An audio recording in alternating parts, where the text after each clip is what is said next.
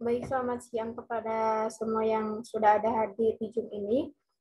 Perkenalkan terlebih dahulu, saya Tania Erika sebagai moderator kelompok 7 yang akan memaparkan materi asuhan keperawatan gagal jantung, dan materi tersebut akan disampaikan oleh rekan-rekan saya. Yang pertama ada Citra Kania, yang kedua ada Anastasia Bunga, yang ketiga ada Muhammad Iqbal, yang keempat ada Maharani Azahra, yang kelima ada Khaila Salsabila. Waktu dan materi yang pertama akan disampaikan oleh Citra. Saya persilakan.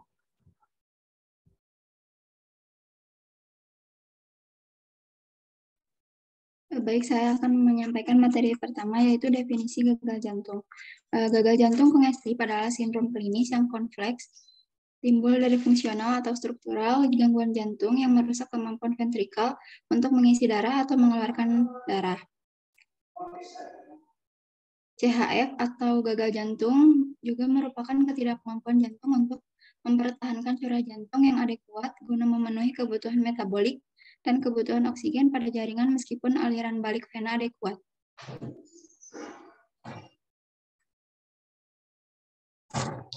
Lalu yang kedua ada etiologi. Etiologi gagal jantung terbagi menjadi beberapa. Yang pertama ada kelainan otot jantung. Kelainan otot jantung sering terjadi pada penderita disebabkan menurunnya kontraktilitas jantung. Yang kedua ada aterosklerosis koroner, mengakibatkan disfungsi miokardium karena terganggunya aliran darah ke otot jantung, terjadinya hipoksia dan asidosi atau akibat penumpukan asam laktat. Infark miokardium atau kematian sel jantung biasanya mendahului terjadinya gagal jantung. Lalu yang ketiga ada hipertensi sistemik atau pulmoner. Peningkatan tekanan darah yang bersifat kronis merupakan komplikasi terjadinya gagal jantung. Hipertensi menyebabkan jantung kongestif melalui mekanisme disfungsi sistolik dan diastolik dari ventrikel kiri.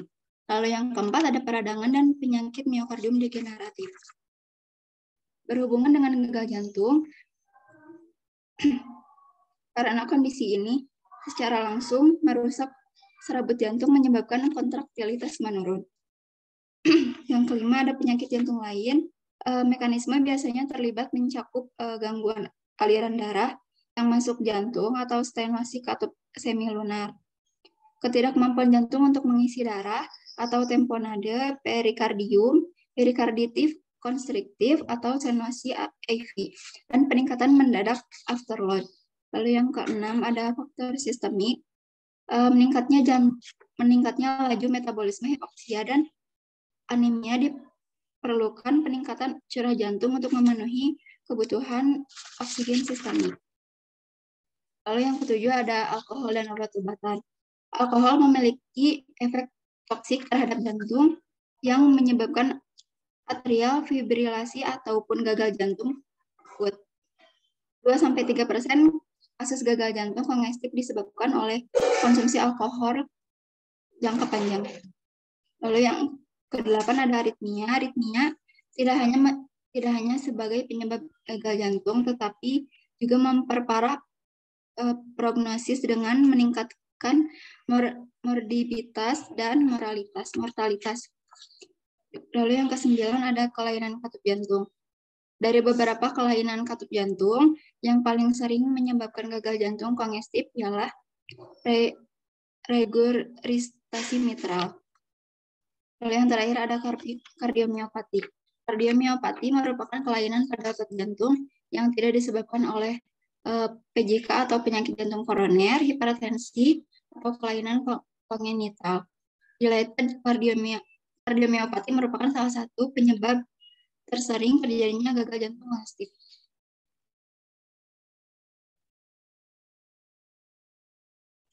Selanjutnya ada metode. Pada penelitian ini, penelitian menggunakan penelitian kualitatif dengan rancangan studi kasus menggunakan pendekatan proses keperawatan.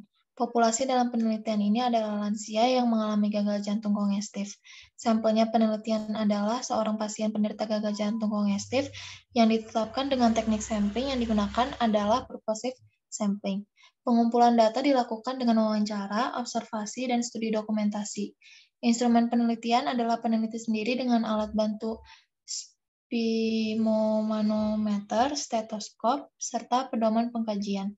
Pendekatan proses keperawatan yang dilakukan peneliti meliputi yang pertama pengkajian, kedua diagnosis keperawatan, ketiga intervensi keperawatan, keempat implementasi keperawatan, dan kelima evaluasi keperawatan. Pengkajian dalam penelitian ini yang pertama tahap pengumpulan data dasar meliputi data subjektif dan data objektif. Data subjektif klien meliputi umur klien 69 tahun. Hal ini sesuai dengan penelitian Nirmalasari yang menunjukkan bahwa distribusi penyakit CHF meningkat pada usia 60 tahun ke atas. Walaupun penyakit ini dapat diturunkan dengan pencegahan, namun penyakit ini tetap menyerang lansia yang fungsi organ tubuhnya semakin menurun. Kemudian klien mengatakan batuk berdahak dan sesak napas. Hal ini sesuai dengan teori Unjani, menyebutkan bahwa gagal jantung ditandai dengan edema pulmonal akibat peningkatan tekanan vena pulmonalis yang menyebabkan cairan mengalir dari kapiler paru ke alveoli yang dimanifestasikan dengan batuk dan napas pendek. Dan edema pada paru akan membuat terdengar suara rongki, kemudian terjadi iritasi mukosa paru yang membuat refleks batuk menurun dan mengakibatkan penumpukan sekret. Data pemeriksaan fisik menunjukkan keadaan umum klien sedang, kesadaran umum, kompos mentis, turgor kulit baik, mukosa bibir lembab, tekanan darah 140/90, respirasi 36 kali per menit, nadinya 72 kali per menit, suhunya 36 derajat Celcius. Menurut Kretikos, respirasi 36 kali per menit menyebutkan bahwa orang dewasa dengan tingkat pernapasan lebih dari 20 kali per menit menunjukkan tidak sehat dan klien cenderung sakit kritis. Pemeriksaan penunjang yang dilakukan pada Nyonya S untuk menegakkan diagnosis adalah pemeriksaan fototoraks yang menunjukkan kesan kardiomegali dengan edema pulmo menyokong gambaran congestive core yang disebabkan oleh tekanan vena pulmonalis dan tekanan kapiler paru meningkat menurut Unjanti. Next. Yang selanjutnya ada terapi. Nah, terapi yang diberikan pada Nyonya S adalah infus NaCl 0,9% 12 ppm dengan cara pemberian melalui intravena. Terapi pemberian nebulizer Ventolin dan Fluoxetine 3 kali 1 ampul dengan cara pemberian melalui inhalasi. Nah, hal ini juga sesuai dengan teori Ujati 2010 yang bertujuan untuk mengembalikan kondisi spasme bronkus dengan cara mengeluarkan sekret di daerah paru-paru dan mengencerkan dahak.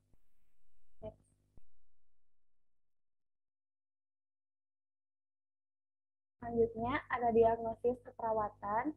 Diagnosis pertama itu ada masalah ketidakefektifan bersihan jalan napas. Di sini klien mengatakan masih batuk berdahak. Pada data objektif juga pemeriksaan fisiknya itu terlihat tampak klien tampak batuk berdahak dan susah mengeluarkan dahak, terdengar suara rongki. Lalu yang kedua itu ada diagnosis masalah ketidakefektifan pola napas. Di sini itu klien mengatakan masih merasa sesak napas dan pada data objektifnya pemeriksaan tanda vital ditemukan RR 36 kali per menit, suhunya 36 derajat Celcius, nadinya 72 kali per menit. Next.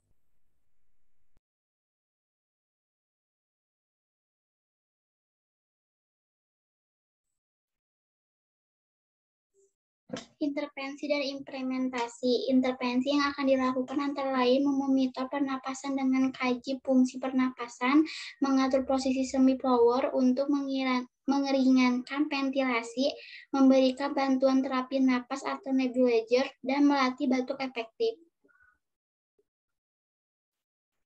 evaluasi perkembangan pasien pada hari pertama belum sesuai dengan kriteria hasil yang diharapkan, sehingga intervensi tetap dilanjutkan.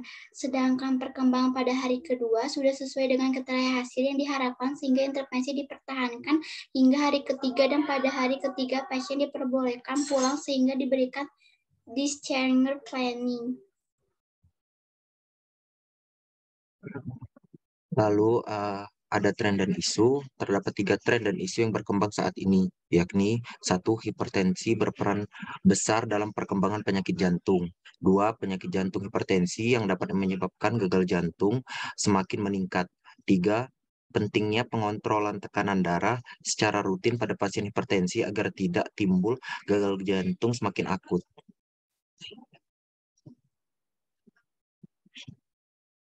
Lalu ada implementasi. 1. Meningkatkan pengetahuan masyarakat tentang penyakit gagal jantung. 2. Mengajarkan hidup sehat. 3. Menganjurkan untuk konsumsi air putih minimal 8 gelas per hari.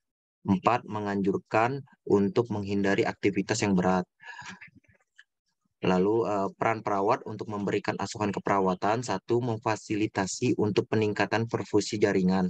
2. Memonitor balance cairan. 3. Memfasilitasi pemenuhan kebutuhan pasien akan nutrisi.